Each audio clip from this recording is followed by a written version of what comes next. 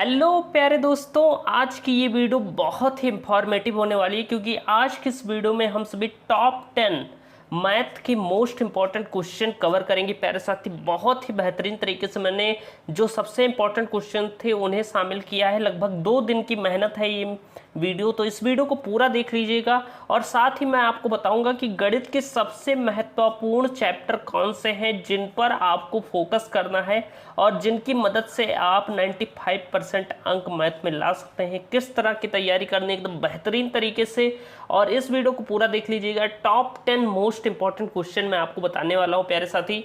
और ये वीडियो बहुत ही इंपॉर्टेंट है। टॉप 10 मोस्ट इंपॉर्टेंट क्वेश्चन मैंने शामिल किए हैं जिसमें आपके बहुविकल्पीय, अतिलघुत्तरीय, लघुत्तरीय और दीर्घोत्तरीय प्रश्न आपके शामिल है। मेरा नाम मिलिंद मिश्रा है। ये वीडियो पसंद आए तो कमेंट बॉक्स में मिलिंद सर लिखकर जरूर बताना।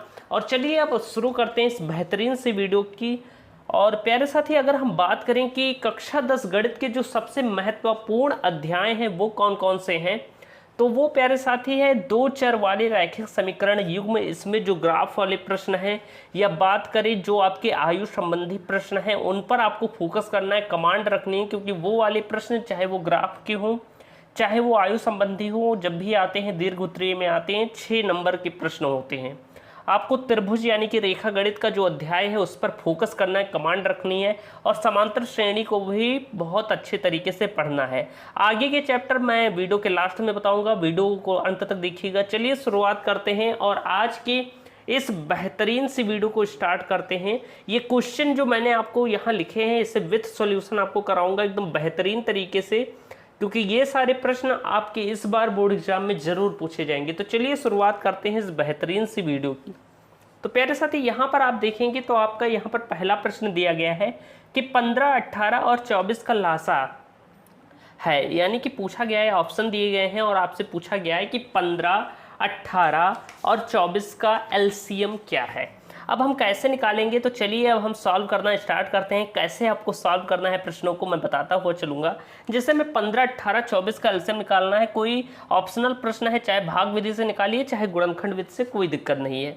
तो अब हम 15, 18, 24 का एलसीएम निकालेंगे। 15, 18 और 24 का एलसीएम निकालेंगे प्यारे साथी। तो देखिए 15, 18, 24 का पहले हम 2 से काटेंगे। 15, 2 9 18 और ये 12 बार जाएगा, 2 बरहियम 24 होता है। फिर आप 2 से काटेंगे तो ये होगा 15, ये होगा 9 और 2 छक 12 हो जाएगा प्यारे साथी।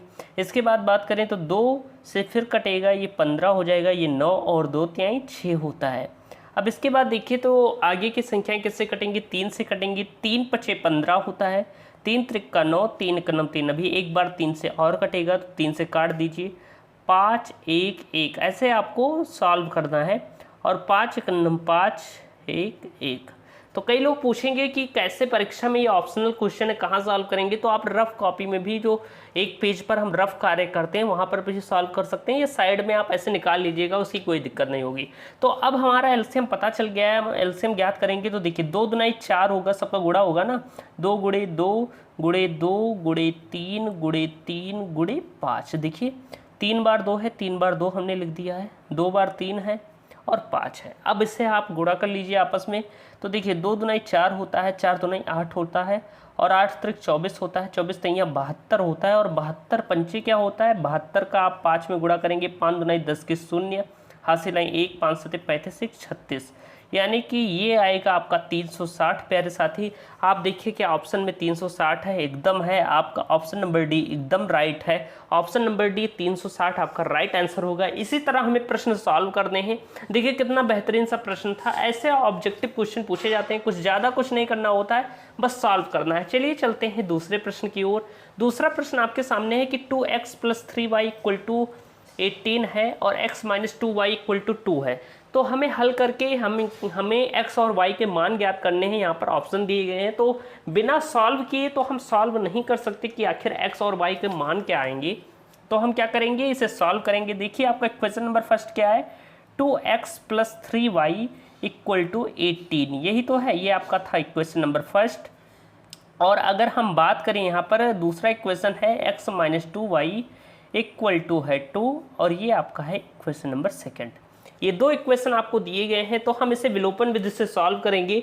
तो हम क्या करेंगे, पहले हम एक पद को बराबर कर लेंगे जिससे एक का विलोपन हो सके। मैं आपको कॉन्सेप्ट वाली क्लास में सारी चीज़ें क्लियर करा चुका हूँ। हम यहाँ पर क्या करेंगे, समीकरण 2 में क्या करेंगे, 2 से गुणा कर देंगे, जिससे क्या होगा कि ऊपर 2x है, नीचे भी 2x आ जाएगा। तब क्या होगा कि 2x + 3y बराबर हो जाएगा 18 की। ये आपका हो गया इक्वेशन नंबर फर्स्ट। और ये हो जाएगा 2x, 2 का अंदर गुणा हुआ 2x माइनस ये हो गया 4y और 2 दूनी 4 हो जाएगा। और ये आपका सेकंड इक्वेशन। अब हम क्या करेंगे प्यारे साथी, यहाँ पर डायरेक्टली, क्योंकि ऑप्शनल प्रश्न है तो हम फटाफट भी सॉल्व कर सकते हैं। हम क्या करेंगे कि समीकरण 1 में से समीकरण 2 घटा देंगे, तो हम यहाँ पर लिख देते हैं घटाने पर। तो हम यहाँ पर क्या करेंगे, इसे घटा देंगे। तो जब घटाएंगे तो ये नीचे, ये प्लस में था, ये माइनस में हो गया, ये प्लस में हो गया और ये माइनस में हो गया। 2x ऊपर प्लस का, नीचे माइनस का कट गया। और ये प्लस का 4 प्लस का 3 हो गया 7y = 18 में से 4 जाएंगे तो 14 बचेगी। यानी कि y बराबर आपका आ गया है 14/7। इसे हल करोगे तो 7 × 9 7, 7 दूनी 14 होता है। यानी कि y बराबर आ जाएगा आपका 2। यानी y की वैल्यू हमें 2 प्राप्त हो गई है। अब हमें x की वैल्यू ज्ञात करनी है। तो x की वैल्यू ज्ञात करने के लिए हम क्या करेंगे, y का मान किसी समीकरण में रख देंगे। तो मान लीजिए हम लिख देते हैं कि y का मान समीकरण 1 में रख देते हैं। समीकरण 1 में y का मान समीकरण 1 में हम क्या करते हैं, रख देते हैं। प्यारे साथी एकदम ध्यान से समझिएगा, बहुत ही बेहतरीन सी वीडियो है। 2 दिन मैंने कड़ी मेहनत की है, तब आपके लिए ये ऐसी वीडियो लेकर आया हूँ, तो इसे पूरा वॉच कीजिएगा। तो अब हम y का मान समीकरण 1 में रख देंगे। तो समीकरण 1 है 2x + 3 × y की जगह y का मान 2 रख दिया बराबर 18। इसे सॉल्व करोगे तो 2x + 3 दूनी 6 हो जाएगा, ये बराबर हो जाएगा 18 की। यानी कि अब हम सॉल्व करेंगे इससे प्यारे साथी, तो ये हो जाएगा 2x बराबर हो जाएगा 18 - 6, जहाँ पर आएगा 2x बराबर 12। 18 में से 6 जाएंगे 12 आएगा। यानी x की वैल्यू निकालें तो 12/2, यानी x बराबर आ गया है 2 × 6 = 12। यानी x का मान 6 आया है और y का मान 2 आया है। दोनों के मान पता चल गए हैं। देखते हैं क्या ऑप्शन में मिलेगा। y का मान 2 आया है और x का मान 6 आया है। ऑप्शन नंबर बी आपका एकदम राइट है और यही आपका प्यारा सा आंसर होगा। देखिए कितनी बेहतरीन तरीके से हमने ये भी सॉल्व कर लिया है। हमें वैल्यू यहाँ पर पता चल गई थी, x बराबर 6 और y बराबर 2 हमने लगा दिया और हमें मार्क्स मिल गए। कितने आसान से प्रश्न है, फटाफट आप सॉल्व करते हुए चलेंगे, आपको कुछ नहीं करना है और आपका आंसर आ जाएगा। इसके बाद अगर हम बात करें तो अगला प्रश्न आपका दिया गया है कि यदि द्विघात समीकरण 3x² - 6x + k के मूल समान हो तो k का मान हमें ज्ञात करना है। तो इस वाले प्रश्न को हम कैसे सॉल्व करेंगे प्यारे साथी, तो आपको ध्यान देना होगा। थोड़ा मैं ऊपर कर लेता हूँ फिर बताता हूँ। यहाँ पर कहा गया है कि यह द्विघात समीकरण 3x² - 6x + k = 0 के मूल समान है तो k का मान ज्ञात कीजिए। अब प्यारे साथी आपको ये ध्यान रहना चाहिए, क्योंकि आप बोर्ड एग्जाम की तैयारी कर रहे हैं। तो मैंने अभी आपका द्विघात समीकरण कंप्लीट कराया है, उसमें मैंने बताया था कि मूल समान कब होते हैं। तो मूल समान तब होते हैं प्यारे साथी, अगर आप देखेंगे अपनी बुक में और अगर आपने क्लास ली है तो आपको पता होगा कि मूल समान तब होते हैं जब b² - 4ac बराबर होता है 0 के। तो मूल वास्तविक तथा समान होते हैं, यानी कि जो भी मूल आएंगे, जैसे 2 मूल आएंगे तो दोनों आपस में समान होंगे। तो यहाँ पर इस कंडीशन में जब b² - 4ac 0 के बराबर होता है तब हमारे मूल समान होते हैं। बस इसी पर हमें इसे रख देना है। अगर हम यहाँ पर ABC की बात करें तो a का मान क्या है, 3x² है ना, तो a का मान 3 है। b बराबर हमारा क्या है, -6 है प्यारे साथी, और c हमारा क्या है, k है। अब इस फार्मूले में हम ये मान रख देंगे तो b² है, यानी कि -6 का स्क्वायर हो जाएगा। माइनस लगाएंगे 4 × a की जगह a की वैल्यू 3 रख दिया हमने और c की जगह c की वैल्यू k रख दी, = 0 हो जाएगा प्यारे साथी। अब हमें इसे सॉल्व कर लेना है, कुछ नहीं करना है। तो आप यहाँ पर ध्यान से समझेंगे कि कैसे सॉल्व करना है। तो देखिए ध्यान से, 36 हो जाएगा, ये प्लस का 36 हो जाएगा, क्योंकि -6 था लेकिन 2 बार गुणा हुआ तो प्लस का हो गया। और ये हो जाएगा 4 × 12 के बराबर हो जाएगा 0 के, तो यानी कि -12 के। और जब ये 36 उधर जाएगा तो ये हो जाएगा -36, यानी माइनस से माइनस कैंसिल। अगर k का मान ज्ञात करें तो 36/12 आएगा प्यारे साथी। ध्यान से समझिएगा, 12 × 9 12, 12 3 या 36 होता है, यानी कि k की वैल्यू हमारी क्या आ गई है, 3 आ गई है। क्या ऑप्शन में ये दिया गया है? अगर दिया गया है तो यही आपका राइट आंसर होगा। तो चलिए देख लेते हैं ऑप्शन में k का मान, यानी कि ऑप्शन नंबर ए आपका एकदम राइट है, क्योंकि k का मान 3 आया है और हमने 3 लगा दिया है। ऐसे फटाफट आपको सॉल्व करते हुए चलना है। इसके बाद अगर हम बात करें, कहा गया है कि 2 आकृतियां जिनके आकार समान हो परंतु आवश्यक रूप से अमाप समान ना हो तो कहलाती है। यानी कि प्यारे साथी जिनकी आकृतियाँ तो समान हो, लेकिन ये कोई ज़रूरी ना हो कि उनकी भुजाएं आपस में बराबर हों, लेकिन दिखने में एक तरह से हों, तो उन्हें हम क्या कहते हैं, उन्हें हम प्यारे साथी समरूप आकृतियाँ कहते हैं। जब मैं आपको त्रिभुज पढ़ाऊंगा, अध्याय आगे पढ़ाने वाला हूँ, तो वहाँ पर मैं बताऊंगा कि कैसे हम समरूप आकृतियाँ पहचानते हैं एकदम बेहतरीन तरीके से। इसलिए हमारे चैनल को इसी वक्त सब्सक्राइब कर लीजिएगा। तो दो आकृतियाँ जिनके आकार समान हो परंतु आवश्यक रूप से अमाप समान ना हो, वो क्या कहलाती हैं, वो समरूप आकृतियाँ कहलाती हैं। चलिए आगे और भी प्रश्न है, क्योंकि टॉप 10 क्वेश्चन में लेकर आया हूँ आपके लिए। अभी 4 ही हुए हैं, आगे बहुत सारे प्रश्न हैं, लघुत्तरीय अति लघुत्तरीय, तो लास्ट तक देखिएगा। चलिए चलते हैं अगले प्रश्न की ओर। अगला प्रश्न आपके सामने यहाँ पर है कि बिंदुओं 5,0 तथा -12,0 के बीच की दूरी है, यानी कि इनके बीच की हमें क्या ज्ञात करनी है प्यारे साथी, दूरी ज्ञात करनी है। तो चलिए मैं बताता हूँ कैसे हम सॉल्व करेंगे इस क्वेश्चन को। तो जब आप निर्देशांक ज्यामिति पढ़ेंगे तो वहाँ पर दूरी का एक फॉर्मूला है, अभी हमने नहीं पढ़ा है, लेकिन मैं आपको एकदम बेहतरीन तरीके से समझाऊंगा कि दूरी का फॉर्मूला क्या होता है। जब आप निर्देशांक ज्यामिति पढ़ेंगे तो दूरी का फॉर्मूला होता है प्यारे साथी x1 अंडर रूट ब्रैकेट के अंदर x1 माइनस x2 का होल स्क्वायर होता है प्यारे साथी, और फिर होता है आपका प्लस y1 माइनस y2 का होल स्क्वायर। ये आपका फार्मूला होता है और इसी पर हम इसे सॉल्व करते हैं। तो अब चलिए अब हम इसे सॉल्व करेंगे एकदम बेहतरीन तरीके से। तो ये वाला फार्मूला मैंने आपको बता दिया है। अब यहाँ पर दो निर्देशांक दिए गए हैं, आप देखेंगे एक दिया गया है 5,0 और एक दिया गया है आपका 12 माइनस 12,0 माइनस का 12,0 दिया गया है। ध्यान से समझिएगा, अगर हम यहाँ पर x1 x2 और y1 y2 की वैल्यू ज्ञात करें तो आपको पता होगा निर्देशांक में दो चीज़ें होती हैं, एक होती है x, एक y होता है।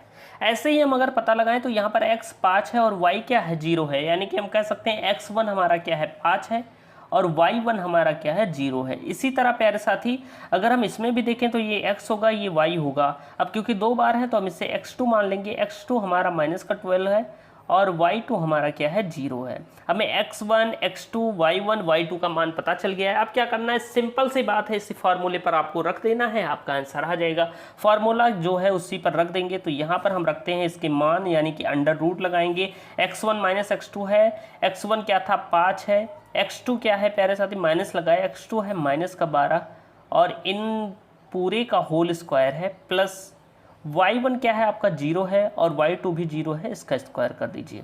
और ये बराबर d मीन्स होता है डिस्टेंस, डिस्टेंस मीन्स होती है दूरी, d बराबर हमने कर दिया। अब हम निकालेंगे प्यारे साथी इसके मान, तो ये हो जाएगा अंडर रूट, ये हो जाएगा 5 ब्रैकेट के अंदर और ये माइनस माइनस प्लस हो जाएगा, यानी कि 12 का स्क्वायर। और ये देखिए 0 है तो इनका मतलब खत्म समझ लीजिए, क्योंकि 0 का स्क्वायर होगा 0 ही आएगा और 0 से किसी संख्या में जोड़ोगी कोई फर्क नहीं पड़ेगा, यानी हम ऐसे लिख सकते हैं प्लस का 0 बस। अब d इक्वल टू लगाएंगे प्यारे साथी, तो ये हो जाएगा, आप देखेंगे तो ये हो जाएगा 12 5 17 होता है, यानी ये हो जाएगा 17 का स्क्वायर और ये प्लस का 0 हट गया क्योंकि 0 के जुड़ने से कोई प्रभाव नहीं पड़ेगा। अब हम निकालेंगे प्यारे साथी, तो d इक्वल टू हो जाएगा, क्योंकि 17 स्क्वायर का मतलब होता है 17 इंटू 17। अब क्योंकि अंडर रूट भी ज्ञात करना है, यानी कि हमारा d बराबर आ जाएगा 17 और यही आपका आंसर हो जाएगा। क्योंकि अंडर रूट लगा है तो एक जैसे ये जोड़ा बन रहा है तो एक को आप बाहर ले लेंगे और ये सॉल्व हो जाएगा। वर्गमूल आप निकालना जानते होंगे और d बराबर हमारा क्या आ गया है 17 आ गया है। ऑप्शन में देखेंगे क्या d बराबर d 17 दिया गया है, तो इसमें ऑप्शन d 17 ही दिया गया है, यही आपका राइट आंसर होगा, क्योंकि ऑप्शन नंबर डी में आपको 17 दिया गया है, जो हमारा आंसर आ गया था। यहाँ पर आप देखेंगे तो आंसर आ गया है।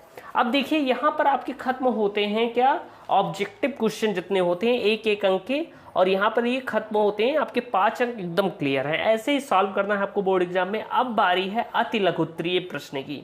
अति लघुत्तरीय प्रश्नों को कैसे सॉल्व करेंगे बेहतरीन तरीके से मैं आपको बताने वाला हूं। प्यारे साथी कहा गया ये त्रिकोणमिति का क्वेश्चन है, मैंने बताया है जितने भी चैप्टर मैंने आपको बताए हैं उसके सबके लगभग हमने क्वेश्चन शामिल किए हैं। अगर हम बात करें तो बिंदु सी पर समकोण है, कह रहा है कि बिंदु सी त्रिभुज है, उसमें बिंदु सी क्या है समकोण है, यानी 90 डिग्री का है, और एक समकोण त्रिभुज ABC है में यदि tan A बराबर 1 हो, यानी कि tan A का मान 1 हो, तो सिद्ध कीजिए 2 sin A into cos A equal to 1। हमें प्रूव करना है कि 2 sin A into cos A equal to 1 के बराबर होगा। प्यारे साथी एकदम ध्यान से समझिएगा, मैं बात करूं तो एक त्रिभुज है ये कह रहा है, तो हम पहले त्रिभुज बना लेते हैं। यहाँ पर क्या कर रहे हैं हम, त्रिभुज एक बना रहे हैं। ये हमने एक त्रिभुज बनाया, ये कह रहा है कि आपका बिंदु सी क्या है, समकोण है। अब 90 डिग्री यही होगा तो हम इसे बिंदु सी मान लेते हैं। ये क्या है, समकोण है, यानी कि ये 90 डिग्री का है। अब हम ऊपर ए बी मान लेते हैं। मान लीजिए हम इसे क्या मान लें, इसे हम मान लेते हैं ए और इसे मान लेते हैं हम बी। ये ए बी सी हो गया हमारा, ये एक त्रिभुज है। अब यहाँ पर कह रहा है प्यारे साथी, आप आगे देखेंगे, ये एक समकोण त्रिभुज है और कह रहा है कि यदि tan a बराबर 1 हो। समकोण त्रिभुज कहने का मतलब है कि जिसकी एक भुजा 90 डिग्री की हो, ये 90 डिग्री का होगा, इसलिए ये एक समकोण त्रिभुज है।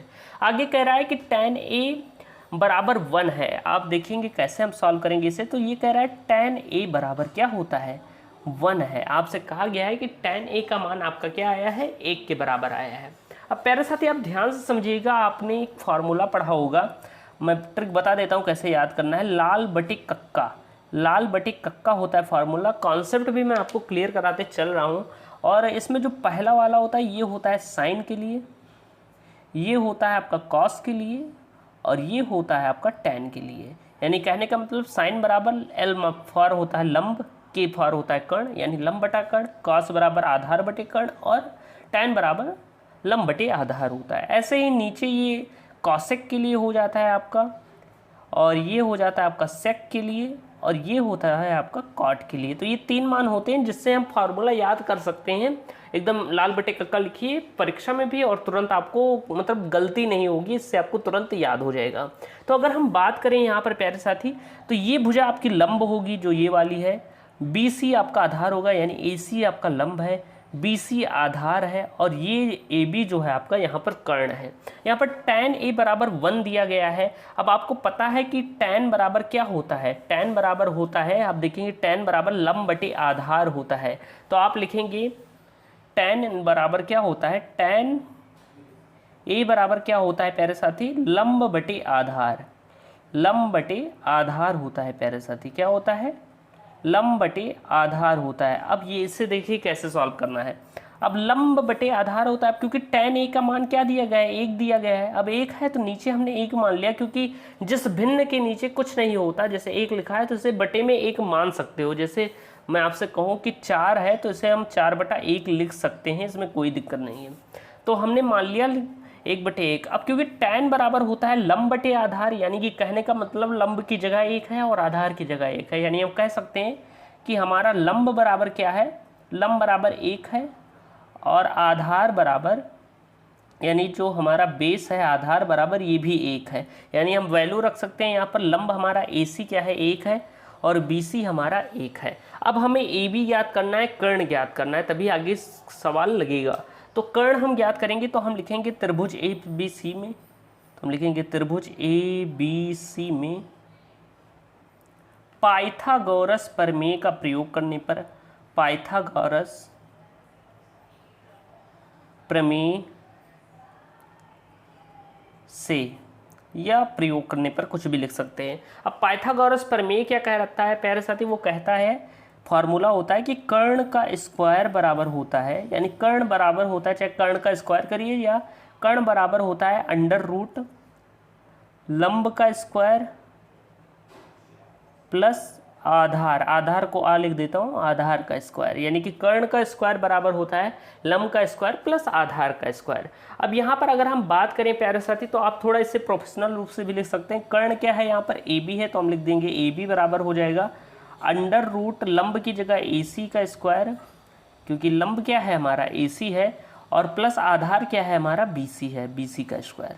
अब हम वैल्यू रख देंगे और हमें कर्ण पता चल जाएगा, यानी AB बराबर हो जाएगा प्यारे साथी, अगर हम निकालें तो अंडर रूट लगाएंगे, AC की जगह AC का मान 1 है तो हमने 1 रख दिया, 1 का स्क्वायर प्लस ये हो जाएगा आपका 1 का स्क्वायर, BC भी आपका 1 है। यानी कि कहने का मतलब हम डायरेक्टली रख सकते हैं कि AB बराबर हमारा ये हो जाएगा 1 1 2 हो जाएगा, क्योंकि 1 का स्क्वायर भी 1 आएगा और 1 का स्क्वायर भी 1 आएगा, और 1 1 2 हो जाएगा, यानी AB बराबर हमारा अंडर रूट 2 आएगा। यानी कर्ण हमें अंडर रूट 2 प्राप्त हो गया है। कहने का मतलब रूट 2 हमें प्राप्त हो गया है कर्ण, यानी कि ये भुजा आपकी रूट 2 हो जाएगी। अब हमें इतना प्राप्त हो गया है, यानी अब हमें आगे दिक्कत नहीं होगी। अब आगे दिक्कत क्यों नहीं होगी, क्योंकि अब हमें प्रूव करना है साइन A और कॉस A का मान 1 के बराबर आपको प्रूव करना है। तो अब हम इसे डायरेक्ट प्रूव करेंगे प्यारे साथी। तो पहले हम साइन ए और कॉस ए का मान लिख लेते हैं जिससे और आसानी हो। हम अब लिख लेते हैं क्योंकि इसमें प्रश्न में साइन ए कॉस ए की बात कही गई है, तो हम साइन ए का मान निकाल लेते हैं। साइन ए बराबर क्या हो जाएगा प्यारे साथी, आप यहाँ पर देखेंगे तो साइन ए बराबर, साइन बराबर होता है लंब बटे कर्ण। क्या होता है, लंब बटे कर्ण। एकदम ध्यान से समझिएगा, बेहतरीन तरीके से आपको बता रहा हूँ। साइन बराबर आपका होता है लंब बटे कर्ण, यानी कि अब हम यहाँ पर वैल्यू रख देंगे, लंब आपका 1 है और कर्ण आपका √2 है, यानी कि लंब बटे कर्ण आपका क्या है, 1/√2। अब हमें फिर कॉस की बात भी कही गई है, तो कॉस का भी मान हम निकाल लेते हैं, कॉस ए का मान निकाल लेते हैं। तो प्यारे साथी कॉस का मान आप निकालेंगे। अब देखिए यहाँ पर देखिएगा तो हमें त्रिभुज को थोड़ा उल्टा करके देखना होगा, क्योंकि यहाँ पर साइन ए कॉस ए की बात कही गई है, तो इसी त्रिभुज को आपको थोड़ा इस तरह देखना होगा। किस तरह, हम इस त्रिभुज को थोड़ा उलट देते हैं, इस त्रिभुज को कुछ इस तरह आपको देखना होगा। अगर हम बात करें तो इस त्रिभुज को आपको कुछ इस तरह देखना होगा, तभी आप सही वैल्यू निकाल पाएंगे। क्योंकि ए यहाँ पर ऊपर है, या तो हम इसे उल्टा करें तो वैल्यू की बात करी जाए तो ये आपका सी हो गया और ये आपका ए हो जाएगा और ये आपका बी हो जाएगा। हम उलट देंगे इस त्रिभुज को, थोड़ा ऐसे इधर घुमा देंगे, उलट देंगे। तो उलटने पर क्या होगा कि ए सी आपका क्या था, 1 था, और ये क्या कहते हैं, बी सी आपका क्या था, 1 था, और ये आपका √2 था। तो जब हम यहाँ से देखेंगे इस एंगल से, क्योंकि यहाँ पर साइन ए, थीटा आपका ए माना गया है, थीटा ए माना गया है, तो उस हिसाब से हम लगाएंगे। तो देखिए लंब क्या था आपका, 1 था और कर्ण आपका √2 था। इसी तरह अगर हम बात करें कॉस की, तो कॉस बराबर क्या होता है, आधार बटे कर्ण। तो आधार बटे कर्ण हम लगा देंगे। अब देखिए यहाँ पर आधार क्या है प्यारे साथी, जब मैं त्रिकोणमिति पढ़ाऊंगा आपको तो एकदम बेहतरीन तरीके से पढ़ाऊंगा। एकदम आप चैनल को सब्सक्राइब करके रखिए, जल्द ही स्टार्ट होने वाली त्रिकोणमिति भी। अब हम बात करेंगे आधार क्या है, आधार आपका 1 है और कर्ण आपका क्या है, √2 है, यानी कि दोनों का मान लगभग सेम ही आ गया है। आपको ये ध्यान रखना है थीटा जो हो उधर ही लेना है। अगर आप देखना चाहे तो हम इधर से देख लिए थे, चाहे आप इसे उल्टा करिए या ऐसे कर लीजिएगा तो कभी दिक्कत नहीं होगी।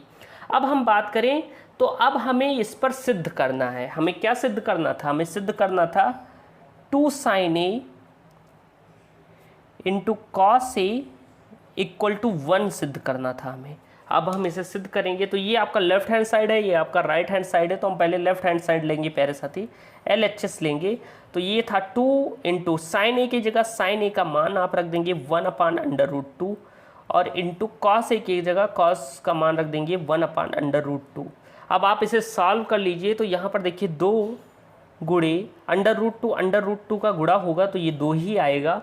अब आप काटेंगे तो ये कट जाएगा और यहाँ पर आएगा 1। अब ये जो 1 आया है ये किसके बराबर है, ये बराबर है आपके RHS के।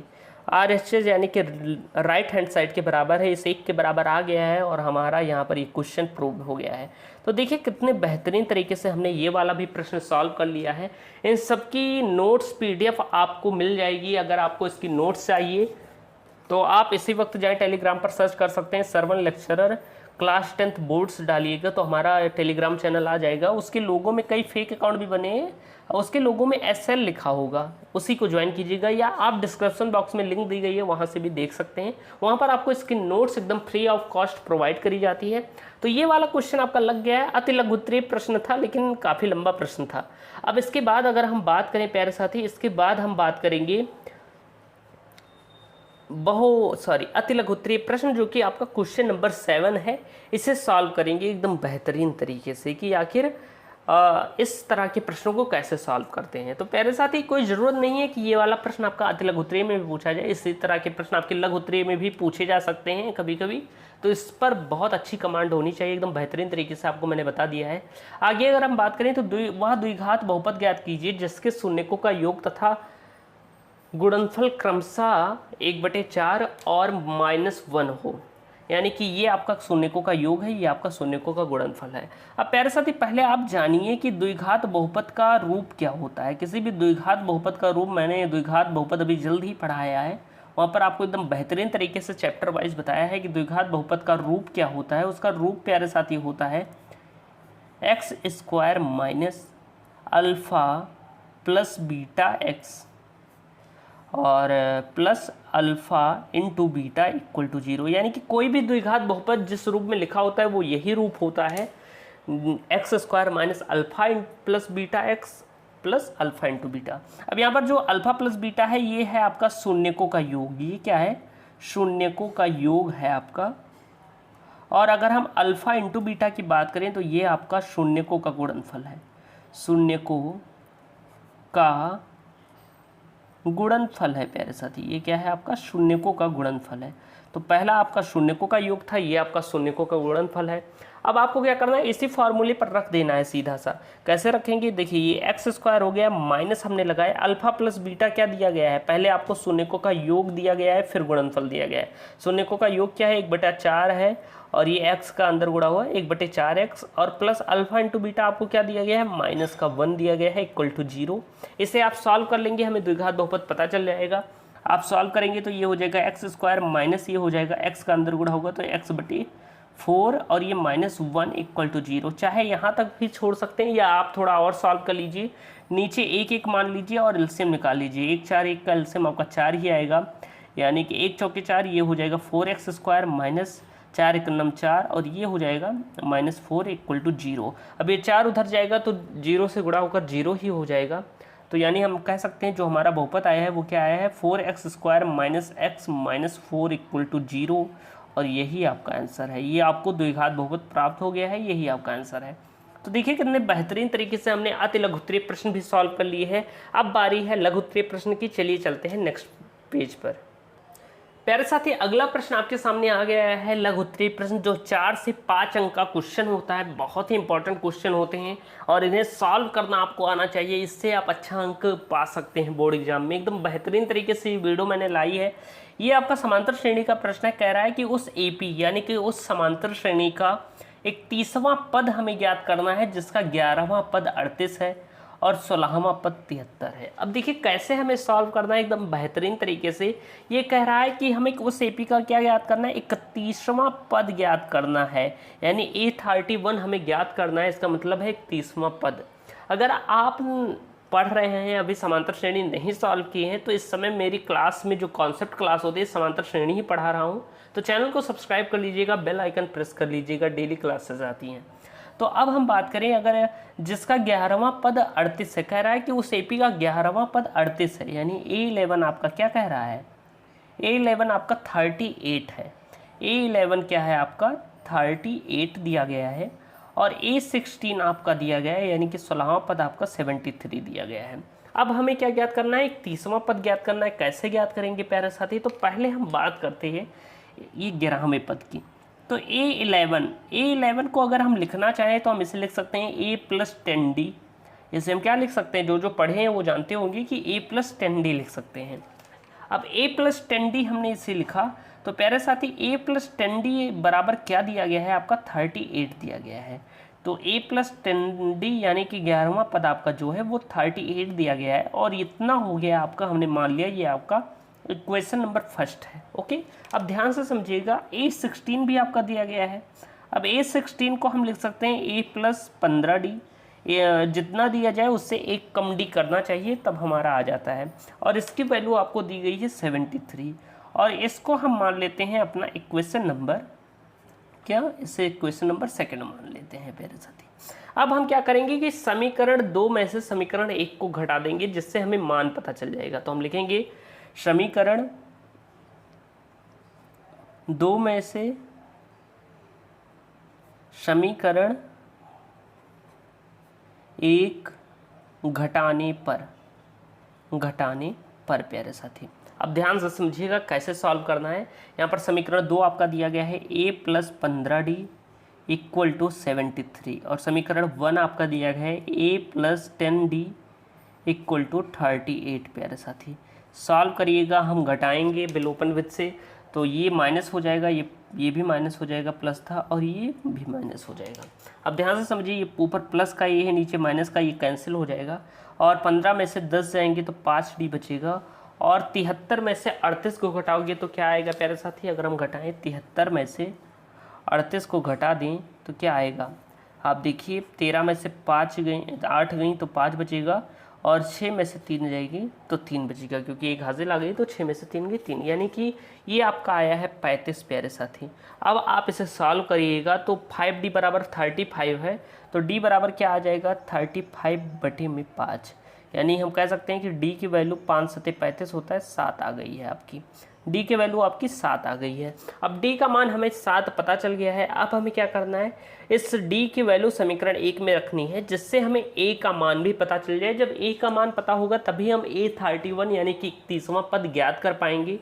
तो अब हम लिखेंगे प्यारे साथी, एक लाइन खींचते हैं सुंदर सी, यहाँ पर एक सुंदर सी लाइन खींचते हैं यहाँ पर, थोड़ा अच्छी लाइन, ये आपकी एक लाइन मैंने खींच दी। अब हम क्या करेंगे, लिखेंगे कि d का मान, जैसे इक्वेशन हल किया जाता है ठीक उसी तरह तो हम लिखेंगे d का मान समीकरण, d का मान समीकरण 1 में रखने पर, 1 में रखने पर, d का मान समीकरण 1 में प्यारे साथी रखने पर। अब समीकरण 1 में जब हम d का मान रखेंगे तो समीकरण 1 हमारा है a + 10d, तो a + 10 इंटू डी की जगह d का मान 7 हमने रख दिया, जो आया था आप देखेंगे तो d का मान 7 आया था तो हमने 7 रख दिया, इक्वल टू 38 है। आप इसे सॉल्व करेंगे तो a बराबर हो जाएगा 10 सते 70 और 70 उधर जाएगा तो 38 - 70 हो जाएगा, इधर प्लस में था उधर माइनस में हो जाएगा, यानी a बराबर हमारा आएगा, अगर आप 37 में से 70 में से 38 घटाएंगे तो 38 2 40, यानी कि यहाँ पर बचेगा प्यारे साथी -32। एक बार घटा कर देख लेते हैं, 70 में से 38, 70 में से 38 घटाओगे तो यहाँ पर बचा 2 और यहाँ पर 6 में से 3 गए 3, जी हाँ 32 बचेगा, यानी कि a बराबर जो हमारा प्रथम पद है वो -32 आ गया है। अब इतना स्टेप आपका सॉल्व हो गया। अब हमें, क्योंकि ये लघु उत्तरीय प्रश्न है तो थोड़ा तो लंबा होगा ही, अब हमें ज्ञात करना है a31, यानी कि हमें 31वां पद ज्ञात करना है। तो प्यारे साथी, अब हमें a31 ज्ञात करना है, तो हम इसे ज्ञात करेंगे। a31 को हम क्या लिख सकते हैं, a + 30d लिख सकते हैं, ये लिख सकते हैं ना। तो a प्लस, क्योंकि एक पद हमने निकाला तो इधर 30d कर दिया, ओके। तो ये a + 30d हो गया। तो a की वैल्यू क्या है आपकी -32 है, हमने रख दी प्लस, और अगर हम बात करें 30d तो 30 आपका लिख दिया मैंने, और d की जगह d का वैल्यू 7 रख दिया। अब इसे आप सॉल्व करेंगे तो -32 और ये हो जाएगा प्लस 7 × 21, ये हो जाएगा 21 210, ये हो जाएगा आपका 210, और इससे जब घटाएंगे तो मुझे लगता है 178 आएगा। चाहें तो हम लगा कर देख सकते हैं, 210 में से 32 को घटाओगे तो 210 में से आप 32 को घटाओगे तो ये 8 बचा, और यहाँ पर क्या बचेगा, ये आपका 10 में से 2 गई 8 बचा, और ये आपका बचेगा 7 और 178 बचा आपका। यानी हम कह सकते हैं कि a31 हमारा क्या आया है, 178 आया है, और यही आपका प्यारा सा आंसर हो जाएगा। तो देखिए कितने अच्छे तरीके से हमने इसे सॉल्व कर लिया है, और यही आपका प्यारा सा आंसर आ गया है। आप चाहें तो a31 को a + 30d ना लिखकर एक फार्मूला भी अप्लाई कर सकते हैं। अगर आप आगे मतलब पढ़ेंगे तो आपको एक फार्मूला भी पता होगा, एक समांतर श्रेणी का फार्मूला है, तो आप यहाँ पर ये भी कर सकते हैं अगर करना चाहें। वैसे दोनों चीज़ एक ही है, लेकिन आप एक फार्मूला होता है an बराबर a + n - 1d होता है ना, यही फार्मूला होता है। अब देखिए n में होता है नंबर की संख्या जितना ज्ञात करना है। ये हमने n बराबर 31 था, हमने 31 रख दिया, क्योंकि a 31 है, यानी n का मान 31 है। अब हम क्या करेंगे, a की जगह a का मान 32 रख देंगे, और प्लस n क्या है हमारा 31 है, और इसमें से 1 घटाओगे और d 7 से गुणा करोगे, यानी हल करेंगे तो a 31 हमारा आएगा -32, और ये 30 में से 1 गई, क्या बचेगा +30 × 7, यानी कुल मिलाकर वही आ जाएगा जो यहाँ पर बना था, वही आपका आ गया है। देखिए, और सॉल्व करेंगे फिर से आपका 178 ही आएगा। तो चाहे डायरेक्ट ये कर लीजिए, a + 30d डायरेक्ट लिख दीजिए, या आप ये फार्मूला अप्लाई कर लीजिए। ओके, आई होप आप समझ गए होंगे। अब चलिए चलते हैं नेक्स्ट प्रश्न की ओर। अगला प्रश्न आपके सामने आ गया है। ये प्रश्न देखिए, ये कहा गया है कि 2x² + kx + 3 = 0 है। तो कहा गया है कि इसमें, इस इक्वेशन में k का मान ज्ञात कीजिए और उसके 2 मूल बराबर हों, यानी कि कंडीशन क्या है कि इसके 2 मूल बराबर हैं, तो इसके k का मान हमें ज्ञात करना है। प्यारे साथी, मैंने आपको बताया था कि मूल बराबर और वास्तविक तब होते हैं, मूल बराबर तथा वास्तविक तब होते हैं जब B square minus 4ac equal to 0 होता है। इसी पर हमने अभी एक प्रश्न सॉल्व भी किया था। तो हमें क्या करना है, इसकी वैल्यूज़ को इस पर रख देना है, हमारा मान आ जाएगा। तो चलिए अब हम सॉल्व करते हैं। तो अगर हम बात करें यहाँ पर a की, तो a का मान आपका 2 आया है, b का मान ज्ञात करें तो k आया है, और आपका अगर हम c का मान ज्ञात करें तो c का मान 3 है। अब हम यहाँ पर रख देंगे इसकी वैल्यू। तो b की जगह b का मान बी स्क्वायर है, ये के स्क्वायर हो जाएगा माइनस 4 इंटू 2 इंटू 3, सी की जगह 3 इक्वल टू 0 हो जाएगा, यानी कि के स्क्वायर आ जाएगा माइनस 4 दूनी 8 3 24 हो जाएगा बराबर 0 के प्यारे साथी। यानी हम कह सकते हैं के स्क्वायर हमारा क्या आया है, प्लस का 24 आ गया है। अब हमें इसे सॉल्व करना है। तो के बराबर क्या हो जाएगा, अंडर रूट 24। आप डायरेक्ट ये भी लिख सकते हैं, लेकिन हम इसे थोड़ा सॉल्व करेंगे। तो 24 का आप वर्गमूल जब निकालेंगे, तो वर्गमूल निकालते हैं तो 2 12 गया गुणनखंड विधि से, फिर 2 छक 12 और 2 3 6 और 3 एकम 3 आ गया। यानी कि अगर हम इसका पेयर बनाएं तो इसमें सिर्फ 2 का पेयर बनेगा, 2 का युग्म बनेगा और सबका नहीं बनेगा। तो हम जिसका पेयर बनता है उसे बाहर कर देते हैं, अंडर रूट 3 दूनी 6 यानी 2 अंडर रूट 6 आएगा। के इक्वल टू, आप इसे प्लस माइनस लिख कर लिखिएगा क्योंकि रूट लगा हुआ है, और यही आपका प्यारा सा आंसर हो जाएगा। तो देखिए के की वैल्यू हमें पता चल गई एकदम बेहतरीन तरीके से। तो यहाँ पर लघु उत्तरीय प्रश्न समाप्त होते हैं। अब हम चलते हैं दीर्घ उत्तरीय प्रश्न की ओर। भाई अगला प्रश्न आ गया है, सबसे इंपॉर्टेंट प्रश्न होते हैं जो 6-6 7-7 अंक के पूछे जाते हैं। लेकिन उससे पहले मैं आपका डाउट क्लियर कर दूं, मैंने बताया था कि वीडियो के लास्ट में मैं आपको बताऊंगा कि जो और इम्पॉर्टेंट 3-4 इम्पॉर्टेंट चैप्टर बताए थे, लास्ट के इम्पॉर्टेंट चैप्टर क्या है, त्रिकोणमिति का परिचय आपको एकदम बेहतरीन तरीके से तैयार करना है, त्रिकोणमिति के अनुप्रयोग आपको बेहतरीन तरीके से तैयार करना है। ये सब बहुत इंपॉर्टेंट चैप्टर है। इससे भाई 6 अंक का ही क्वेश्चन पूछा जाता है त्रिकोणमिति अनुप्रयोग से। इसमें आप देखेंगे तो दीर्घ उत्तरीय में एक प्रश्न इसका जरूर पड़ा रहेगा, और ऑब्जेक्टिव में तो आएगा ही आएगा, लघु उत्तरीय में भी 1-2 बेसिक कॉन्सेप्ट आ सकते हैं। और पृष्ठीय आयतन तथा क्षेत्रफल, ये सभी दीर्घ उत्तरीय के बेहतरीन क्वेश्चन है। इन तीनों चैप्टर्स से क्या होता है कि दीर्घ उत्तरीय से भी छोड़ देते हैं लास्ट में, लेकिन क्या होता है अगर आप इन 3 चैप्टर को तैयार करे रहेंगे तो डायरेक्ट आपके 6 से 7 अंक एकदम क्लियर होंगे। अगर दीर्घ उत्तरीय का एक प्रश्न आप गलत कर देते हैं तो आपके बहुत सारे अंक कट जाते हैं। तो ये बात ध्यान रखिएगा, इन तीनों चैप्टर को तैयार कर लीजिएगा। अब हम बात करते हैं दीर्घ उत्तरीय प्रश्न की, जो सबसे इंपॉर्टेंट होते हैं, सबसे ज़्यादा अंक के पूछे जाते हैं और जिनको कई विद्यार्थी नहीं कर पाते हैं। तो ऐसे प्रश्न पूछे जाते हैं, थोड़ा बड़े होते हैं, शब्दों में आकार भी बड़ा होता है, लेकिन कैसे सॉल्व करना है चलिए बताते हैं। तो बात करिए कितने आसान तरीके से मैं आपको बताऊंगा कि इसे कैसे सॉल्व करना है। कहा गया है कि यदि किसी भिन्न के अंश और हर दोनों में 2 जोड़ दिया जाए तो वह 9/11 हो जाती है, और यदि अंश तथा हर दोनों में 3 जोड़ दिया जाए तो वो 5/6 हो जाती है। हमें भिन्न ज्ञात करना है प्यारे साथी। तो हम पहले मान लेंगे, माना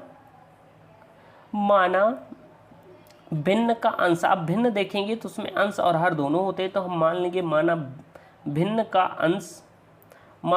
का अंश बराबर क्या है, x है, और हम मान लेंगे कि माना भिन्न का हर बराबर y है। तो जब अंश x है हर y है तो भिन्न बराबर क्या होगी प्यारे साथी, भिन्न बराबर होगी x/y। अब हम प्रश्नानुसार जाएंगे। तो हम बात करते हैं पहले प्रथम शर्त की। तो हम लिखेंगे प्रथम शर्तानुसार, ऐसे आपको सॉल्व करना है एग्जाम में। हम लिखेंगे प्रथम शर्तानुसार। अब प्रथम शर्त की बात करें प्यारे साथी, एकदम ध्यान से समझिएगा। कहा गया है कि यदि किसी भिन्न के अंश और हर दोनों में 2 जोड़ दिया जाए तो वह 9/11 हो जाती है। कह रहा है कि यदि किसी भिन्न के अंश तथा हर दोनों में क्या जोड़ दिया जाए, 2 जोड़ दिया जाए। अब आप जानते हैं कि ये भिन्न क्या थी, x/y थी। क्या थी, x/y थी। अब इसमें कह रहा है कि इसके अंश में 2 जोड़ दिए जाए और हर में 2 जोड़ दिया जाए, तो ये भिन्न किसके बराबर हो जाती है, ये भिन्न बराबर हो जाती है 9/11 की। ये भिन्न बराबर हो जाती है प्यारे साथी 9/11 की। अब आप इसे सॉल्व करिएगा तो इसका त्रियक गुणा कराएंगे। तो हम त्रियक गुणा करा लेते हैं।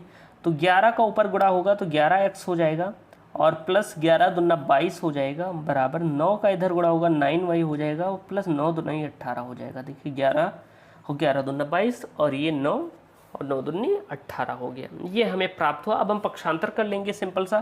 तो ये 11x था और ये 9y इधर आएगा तो माइनस का 9y हो जाएगा, और इधर देखिएगा ये 18 है, और ये 22 इधर जाएगा तो ये माइनस में हो जाएगा, माइनस का 22। और आप जानते हैं जब हम क्या करेंगे 18 में माइनस का 22 करेंगे तो क्या आएगा, माइनस का 4 आएगा, क्योंकि 18 4 22 होता है, ये माइनस का 4 आ जाएगा। और ये आपका इक्वेशन नंबर फर्स्ट आ गया है। अब इक्वेशन नंबर फर्स्ट हमें पता चल गया है प्यारे साथी। अब हम बात करेंगे द्वितीय शर्त की, तो हम लिखेंगे द्वितीय शर्तानुसार, द्वितीय शर्तानुसार प्यारे साथी। अब हम द्वितीय शर्त की बात करेंगे यहाँ पर, तो ध्यान से समझिएगा। द्वितीय शर्त कह रहा है कि यदि अंश तथा हर दोनों में 3 जोड़ दिया जाए तो वह भिन्न 5/6 के बराबर हो जाती है। इस बार दोनों में 3 जोड़ दिया जाएगा, यानी कि x और y में क्या जोड़ा जाएगा, 3 जोड़ दिया जाएगा। तो ऊपर भी 3 जोड़ दीजिए, नीचे भी 3 जोड़ दीजिए, और इतना करने पर क्या होगा कि ये 5/6 के बराबर हो जाएगी। अब इसे हम सॉल्व करेंगे, त्रियक गुणा कराएंगे फिर से, ऊपर का इधर और इसका इधर, तो 6x हो जाएगा प्लस 18 होता है, बराबर हो जाएगा 5y प्लस 15। आप इसे सॉल्व करेंगे तो 6x minus 5y equal to, ये 18 इधर प्लस में था, उधर जाएगा माइनस का 18 हो जाएगा, यानी कि यहाँ कुल मिलाकर माइनस का 3 आएगा। ये आपका इक्वेशन नंबर सेकंड है। कैसे माइनस का 3 आएगा, क्योंकि इधर 18 था, उधर 15 प्लस का है, माइनस का 18 होगा प्यारे साथी, इक्वल टू -3 ही आएगा। तो यहाँ पर आपका दोनों इक्वेशन पता चल गया है। अब हम इसे सॉल्व करेंगे एकदम बेहतरीन तरीके से। कैसे सॉल्व करना है चलिए देखते हैं। तो प्यारे साथी इधर हम बात कर लेते हैं, इसे हम सॉल्व करेंगे प्रतिस्थापन विधि से, क्योंकि ये इक्वेशन में थोड़ा विलोपन विधि में आपको दिक्कत आ सकती है, किससे गुणा करें किससे नहीं करें, लेकिन अब हम इसे प्रतिस्थापन विधि से ज्ञात करेंगे। तो हम पहले लिखेंगे समीकरण 1 में, हम लिखेंगे समीकरण 1 में प्यारे साथी। तो समीकरण 1 में जाएंगे तो यहाँ पर देखिए क्या है, 11x minus 9y equal to क्या है, 11x minus 9y equal to दिया गया है माइनस का 4। अब यहाँ पर हम x का मान ज्ञात कर लेंगे, तो x बराबर क्या हो जाएगा, ये माइनस का 4 था, ये 9y इधर गया माइनस का, तो ये प्लस का 9y हो गया, और ये 11 था तो इधर आया तो बटे में हो जाएगा, यानी कि ये बटे का 11 हो गया। तो ये हमारा आपका इक्वेशन नंबर 3 प्राप्त हो गया है। अब हमें क्या करना है, इस x का मान समीकरण 2 में रख देना है, और हमें y की वैल्यू पता चल जाएगी, किसी एक की वैल्यू हमें पता चल जाएगी। तो हम लिखेंगे x का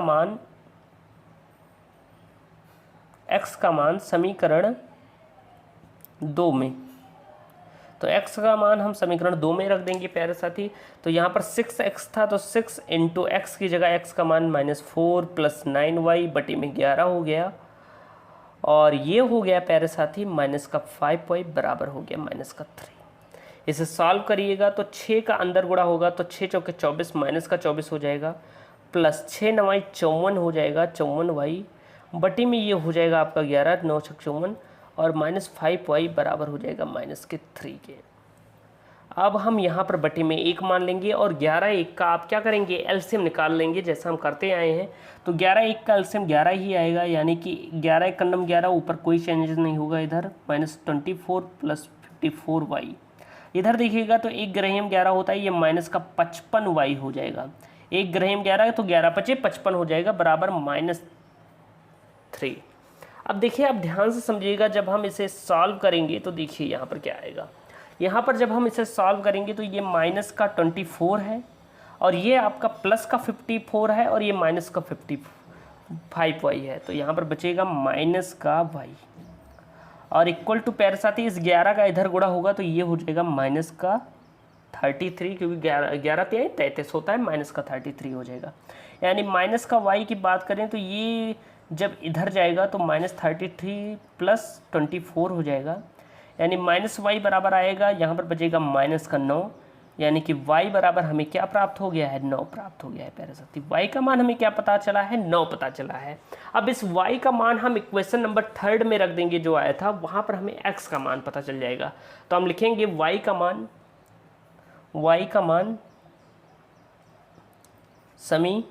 समीकरण 1 में, तो y का मान हम समीकरण 1 में रख देंगे प्यारे साथी। ध्यान से समझिएगा, क्योंकि दीर्घ उत्तरीय प्रश्न है तो लॉन्ग तो लगेगा ही, मेहनत लगती है तभी अंक मिलते हैं, फ्री में तो कोई देता नहीं है। तो y का मान समीकरण 1 में रखेंगे, तो x बराबर क्या था, समीकरण 3 में रखेंगे यहाँ पर।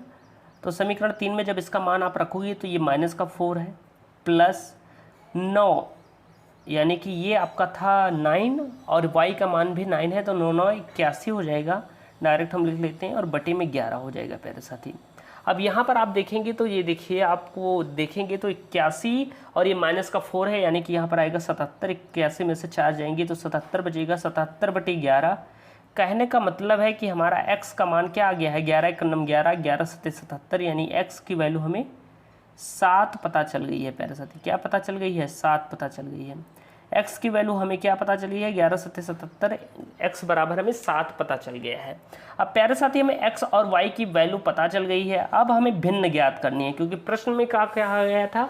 प्रश्न में कहा गया था कि भिन्न ज्ञात कीजिए। अब जानते हैं भिन्न बराबर क्या है? x बटे y है, तो हम लिखेंगे भिन्न बराबर, हम यहाँ पर लिखेंगे भिन्न बराबर है x बटे y।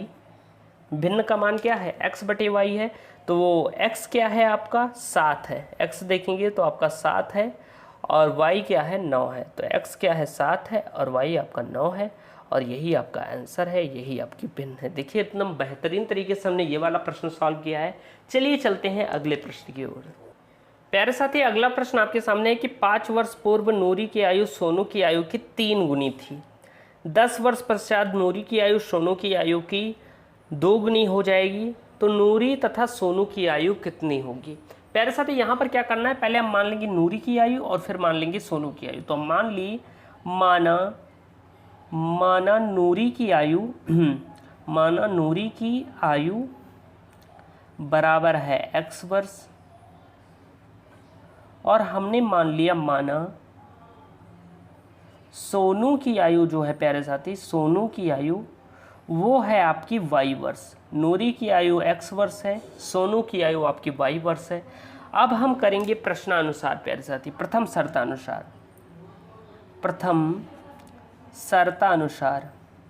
यानी प्रथम शर्त की बात करें प्यारे साथी तो कह रहा है, आप देखेंगे तो प्रथम शर्त कह रही है कि 5 वर्ष पूर्व नूरी की आयु जो थी वो सोनू की आयु की 3 गुनी थी। 5 साल पहले मैं आपसे कहूं कि आप 15 साल के हैं, मैं आपसे कहूं कि आप 15 साल के हैं, 5 साल पहले कितने साल के थे, तो आप कहेंगे 5 घटा देंगे, कहेंगे 10 साल का था।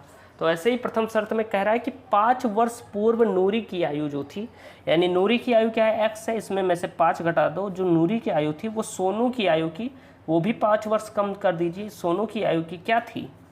3 गुनी थी, यानी इसकी क्या थी? 3 गुनी थी। 3 से गुणा कर देंगे इसमें, इसे सॉल्व करिएगा तो x माइनस 5 बराबर हो जाएगा 3y और माइनस 15, क्योंकि 3 का अंतर गुणा हुआ तो 3y और 3 बचे 15 माइनस का 15, यानी ये हो जाएगा x माइनस 3y, और ये माइनस का 5 उधर जाएगा, प्लस का हो जाएगा, यानी यहाँ पर माइनस 10 आएगा, और ये आपका क्वेश्चन नंबर फर्स्ट है प्यारे साथी। अब हम बात करेंगे यहाँ पर द्वितीय शर्त की, तो द्वितीय शर्तानुसार हम लिखेंगे, हम यहाँ पर फटाक से लिखेंगे द्वितीय शर्तानुसार प्यारे साथी। द्वितीय शर्त की बात करें यहाँ पर तो ध्यान से समझिएगा। द्वितीय शर्त कह रहा है कि 10 वर्ष पश्चात नूरी की आयु सोनू की आयु की 2 गुनी हो जाएगी। 10 वर्ष के बाद क्या होगा कि नूरी की आयु सोनू की आयु की 2 गुनी हो जाएगी। अब देखिए, नूरी की वर्तमान आयु x वर्ष है, सोनू की वर्तमान आयु y वर्ष है। 10 वर्ष पश्चात, यानी 10 इसमें जोड़ दीजिए, 10 इसमें जोड़ दीजिए, क्या होगा कि नूरी की आयु जो है वो सोनू की आयु की क्या हो जाएगी? 2 गुनी हो जाएगी। क्या कह रहा है? 2 गुनी हो जाएगी, यानी कि इसका क्या करेंगे हम? 2 गुना कर देंगे, इसका हम 2 गुना कर देंगे प्यारे साथी। अब 2 गुना करिएगा तो x प्लस 10 बराबर हो जाएगा 2y प्लस 20। आप इसे सॉल्व करेंगे तो ये हो जाएगा x माइनस 2y, ये 2y इधर आएगा माइनस में हो जाएगा, और ये उधर जाएगा 10 माइनस का हो जाएगा, यानी कि अब 20 में से 10 जाएंगे तो 10 ही बचेगा, और ये आपका इक्वेशन नंबर सेकंड हो जाएगा। तो 2 इक्वेशन आपके पता चल गए हैं। अब हमें क्या करना है? हमें समीकरण 1 में से समीकरण 2 घटा देना है, जिससे हमें पता चल जाएगा कि x या y की वैल्यू क्या है। तो हम क्या करेंगे? समीकरण 1 में से लिखेंगे, समीकरण 1 में से समीकरण 2 घटाने पर, तो जब हम समीकरण 1 में से समीकरण 2 को घटाएंगे तो समीकरण 1 हमारा है x माइनस 3y बराबर 10, ये आपका था इक्वेशन नंबर फर्स्ट। और अगले की बात करें तो ये है प्यारे साथी x माइनस 2y बराबर, यहाँ पर देखिएगा ये था माइनस का 10 और ये था आपका प्लस का 10, ये था आपका इक्वेशन नंबर सेकंड। अब हम इसे सॉल्व करेंगे तो जब हम घटाएंगे प्यारे साथी तो माइनस का चिन्ह लगेगा। अब यहाँ पर चिन्ह बदल जाएंगे, ये माइनस हो जाएगा, ये प्लस हो जाएगा और ये माइनस हो जाएगा। अब एक्स एक्स कैंसिल हो गया, ये माइनस का 2y 3y था, ये प्लस का 2y हो गया, यानी यहाँ माइनस का y बचा। और -10 माइनस का 20 हो गया, यानी कि माइनस से माइनस कट गया, यानी y बराबर हमें क्या हो गया है, 20 पता चल गया है। अब y की वैल्यू हमें 20 पता चल गई है। अब हमें x की वैल्यू ज्ञात करनी है। तो x की वैल्यू ज्ञात करने के लिए हम y का मान समीकरण 2 में रख देंगे। तो हम लिखेंगे y का मान समीकरण 2 में रखने पर, समीकरण 2 में रखने पर प्यारे साथी, तो समीकरण 2 में रखेंगे y का मान। जब हम समीकरण 2 में रखेंगे तो समीकरण 2 आपका क्या है, x - 2y बराबर 10 है। तो x - 2 इंटू वाई की जगह y की वैल्यू हमने क्या रख दी है, 20 = 10 हो गया। आप इसे सॉल्व करेंगे तो ये हो जाएगा x - 20 दूना 40 हो जाएगा, माइनस का 40 बराबर हो जाएगा 10 के, यानी x बराबर हो जाएगा 10 + 40, ये माइनस का 40 उधर जाएगा प्लस में हो जाएगा, यानी कि x बराबर हमारा आ गया है 50। 40 में 10 जोड़ोगे 50 आएगा। अब प्यारे साथी यहाँ पर देखिए, अब हमें नूरी और सोनू की आयु ज्ञात करनी थी। तो नूरी की आयु हमने x मानी थी और सोनू की आयु हमने y मानी थी। दोनों की आयु हमें पता चल गई है। नूरी की आयु हमने x मानी थी, तो हम लिखेंगे अतः नूरी की आयु बराबर 50 वर्ष, जो x का मान था। और जो सोनू की आयु थी प्यारे साथी, सोनू की आयु वो क्या है प्यारे साथी, वो है 20 वर्ष। और यही आपका प्यारा सा आंसर है। तो देखिए एकदम बेहतरीन तरीके से हमने ये क्वेश्चन सॉल्व किया है। इन सब की नोट्स आपको टेलीग्राम चैनल पर मिल जाएगी, उससे ज्वाइन करिए श्रवण लेक्चर टेलीग्राम चैनल को। और टॉप 10 क्वेश्चन आपके हो चुके हैं। इस वीडियो में आपको 500 लाइक्स और 100 कमेंट करना है। चलिए मिलते हैं नेक्स्ट वीडियो में एक नए टॉपिक के साथ। तब तक के लिए धन्यवाद। जय हिंद, वंदे मातरम।